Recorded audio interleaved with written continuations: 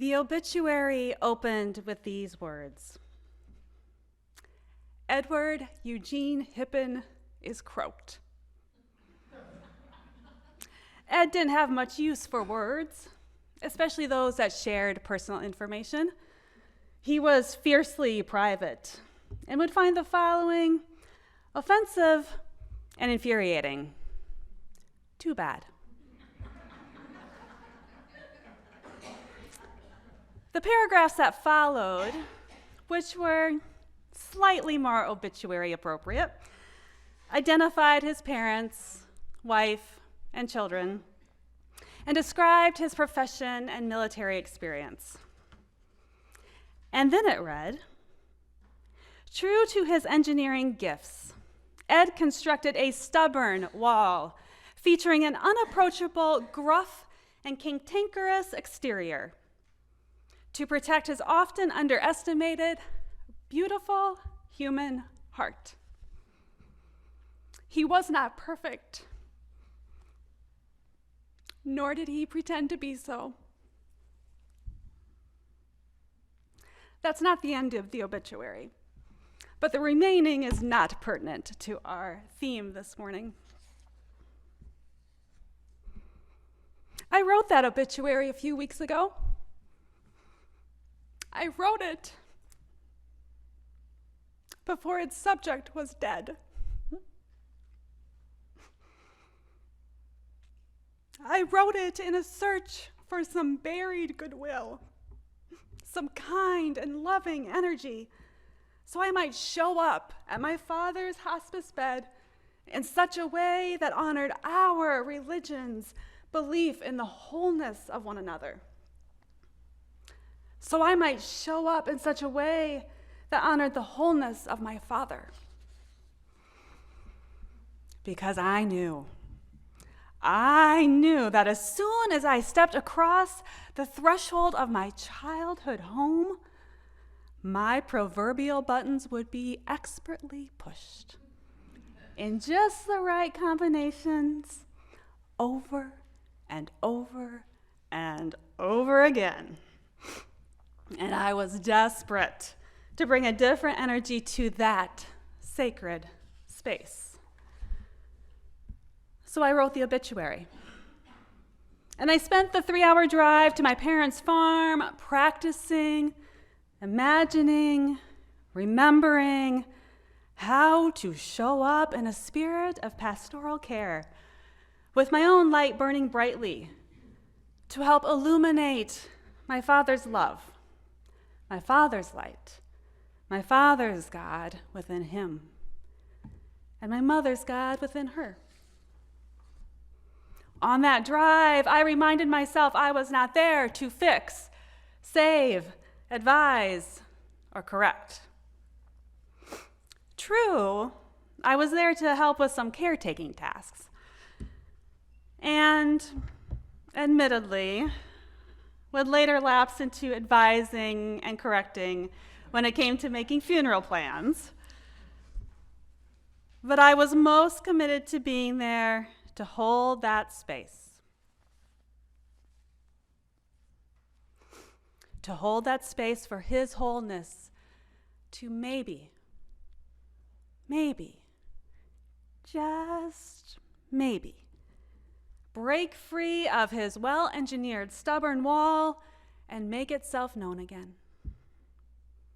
And to hold space for the wholeness of each of my family members and family friends as they grieved the loss.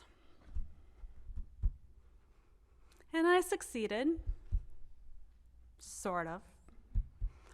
There was no movie-ready sentimental deathbed scene. In fact, there was very little talking, and certainly no sharing. No confessions, no apologies, no declarations of love. He didn't find his story's voice, or at least he didn't express it with words. Under the cover of night, I would occasionally see flashes of wholeness, of his humanity and my own, in his stunning blue eyes. But the wall never did come down. Our theme for this service asks us to consider why we care. I was called to our pastoral care ministry because I care. And I care because we humans have an innate impulse to care. And I care because I recognize the pain that comes from navigating life from behind a wall. I banged my head against my father's for most of my life. And then I built one myself. I too needed a way to survive this human experience. I needed a way to comply with society's rule that I not be too big, too much, too emotional. And after building my wall, I quickly became familiar with the pain of not being seen or heard. Because, well, now there was a wall. I had made sure no one saw me or heard me. That was the whole point. Thankfully, at least in hindsight, I did not inherit my father's gift for engineering. My wall had holes and leaks and vast areas of openness.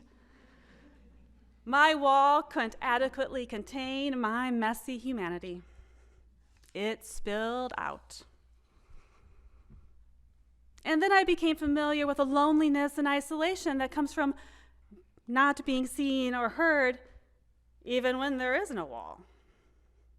From not having a safe, loving, empathetic human presence to rely upon, to encourage me to trust my feelings. For those of you who don't know me well, or at all, the backstory might be helpful. The short version is that I've spent a great deal of my life in a depression that has stretched from the profound and impenetrable despair to an ever-present low-grade sorrow. This experience has involved cocktails of medications, countless therapies and therapists, multiple hospitalizations, 3 suicide attempts, but many, many more planned, a few rounds of shock treatments, and hundreds of days of not leaving the house or even getting out of bed. And, of course, my favorite, seemingly endless awkward encounters with loved ones, friends, acquaintances, and even strangers, all determined to fix, save, advise, and correct me. No one, it seemed, knew how to be with me, how to really be with me. The humans in my life just couldn't figure it out. They'd regularly try to swallow their own tongues after uttering simple greetings like, "How are you?" Or, "What did you do today?" And then, if I honestly answered, the conversation would come to a screeching halt, and the energy in the room would contract, and all of this was likely accompanied by devastating looks of pity. Similarly, well-meaning but ill-placed suggestions on how I might pull myself up by the bootstraps and be happy would have 2 possible effects. Either confusion about why I didn't immediately respond with enthusiastic appreciation and race off to do whatever it was they had recommended. Or, for those who were belatedly self-aware, a profound and urgent need to run as far away as possible, as quickly as possible, probably while muttering something about needing to refill a drink or taking a call from the sitter. These experiences encouraged me to focus some of my curiosity, my time, and ultimately ministry on what those of us who are suffering really want and need from fellow humans. To explore and practice showing up with a kind, unhurried, authentic presence to hold space and story, with the added ingredient of my own messy humanity. So why do we care? Well, I care because I recognize the pain of a life lived behind a wall, and I recognize the pain of a life lived without a wall. And selfishly, sharing a moment of uncertainty and challenge, of holding space and time for wholeness to spill over a wall and make itself known again, makes me feel a little more at home with myself. I'm reminded of who I really am and what I have to offer. Blessed be. Amen. Namaste.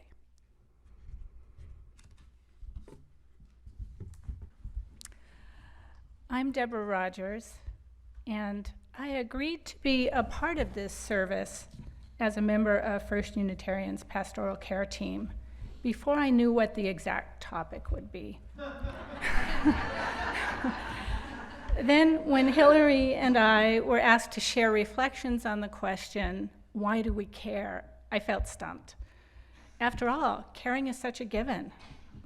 Caring for others is a core value in my work as a nurse and also in our congregational life as Unitarian Universalists.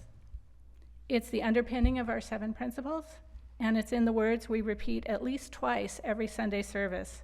May we be open to life, expecting to love, and prepared to serve. Because I feel cared for, because people care for my children, are 2 responses I've heard many times when people are asked why our congregation is important to them. So given that caring is the essence of who we are at First Unitarian Church, and there are so many different ways that people in our congregation express their caring, I was at a loss as to what I would say to you. So I lived with the question for a couple of weeks like a Zen koan, keeping it in my mind and my heart as I went about my day, repeating the question over and over, why do I care? Why do I care? Why do I choose to contribute my time and energy to pastoral care and not another of the many activities available to me in our congregation? The understanding that came forward in response to my koan is this: I care and I choose to serve on the pastoral care team because I myself have experienced good pastoral care and the difference it makes in my life. And conversely, I've witnessed how powerful it is for others when I give the gift of listening to them with my full, undivided, caring attention when I just listen. Thinking back, I recall 30 years ago when my husband and I were struggling with challenges in our marriage and with the demands of being new parents. It was the pastoral care I received from our minister, the Reverend Betts Wenicky, and from a lay member of our congregation out in California that helped me clarify my understanding of my situation. It boosted my coping and made it possible to muddle through that rough stretch of time. I was able to bring the best of myself to my relationships, to my life, because of the skillful pastoral care I received, and because my husband and I grounded ourselves in the caring embrace of the congregation. And that was just one time that I benefited from good pastoral care. I've continued to be nourished by pastoral care off and on through the years, and I seek it out today. Because of its value in my life, I eventually pursued training so that I could provide pastoral care for others. On the giving end, I've been privileged to provide that caring, listening ear for others, and I've seen how being listened to with full caring attention, with no advice giving, no teaching, no explaining, no problem solving, can be transformational for others as it has been for me. Parker Palmer, a respected writer and teacher with Quaker roots, talks in his book, A Hidden Wholeness, about the inherent wisdom every human being has at their core. According to Palmer, this inherent wisdom is given different names in different traditions. It's called original nature or true self by Buddhists, the inner teacher by Quakers, a spark of the divine by Hasidic Jews, identity and integrity by humanists. It's commonly referred to in our culture as soul. Parker Palmer says the inner teacher or soul is tough, but shy like a wild animal, seeking safety under cover whenever people are nearby thrashing about. He instructs that if we want to create a safe place where another person's inner wisdom and truth can emerge, we must abandon the arrogance of believing we have the answer to the other person's problem. No fixing, no advising, no setting each other straight are Parker Palmer's instructions. Simply giving our full attention and listening is what makes it safe for another person to be vulnerable enough to talk through their experience and discover insights and answers to their problems. Now, learning to do this has not been easy for me. I was raised by a mother who is quite sure of her knowledge and opinions and is very quick to tell other people what to do and how to do it. I mean, even just driving down the street with her, she is advising each person in every car along the road what they should be doing. So I can assure you that growing up, I learned really well how to give unsolicited advice. It took training in pastoral counseling skills, a willingness to hear honest feedback from my peers and from my closest family members. And it's hardest with our families. And a lot of hard work to learn to just listen. And my Buddhist mindfulness practice has helped a lot too. During one period of time, I made it a practice to pay attention as I went through my day and to notice every time I thought I knew what was best for another person or what they should do. And it was shocking how much I do this. So I encourage you and challenge you to try it sometime. It's enlightening. So I came to understand that it's a matter of respect, really, to believe that each person has the wisdom and resources within themselves to solve their own problems. I can be most helpful by caring and just listening. And that's the essence of pastoral care. Always, I feel privileged when someone trusts me enough to talk about things that are most intimate to them. I'm deeply touched and enriched by what they share. In the first draft of this talk, I included examples of 3 pastoral care encounters that really moved me. But in the end, it felt very uncomfortable to share them, even though they happened years ago and far away, and there would be no chance that you would know them. There is a sense that what we share when the other person creates a space of trust and caring for us is sacred and not to be diminished by retelling. So let me conclude with a saying that's attributed to the 4th century BCE Taoist teacher Zhuangzi and was adopted in Buddhist teachings over the centuries. When you open your heart, you receive life's 10,000 sorrows and 10,000 joys. In Buddhism, 10,000 is a symbol for innumerable. So this refers to all the daily joys and sorrows we all encounter in life, both big and small, every day. In pastoral care, we open our hearts to each other's joys and sorrows, and we hope to create a space and a safety where inner truth can come forward. So when you open your heart, you receive life's 10,000 sorrows and 10,000 joys. So be it.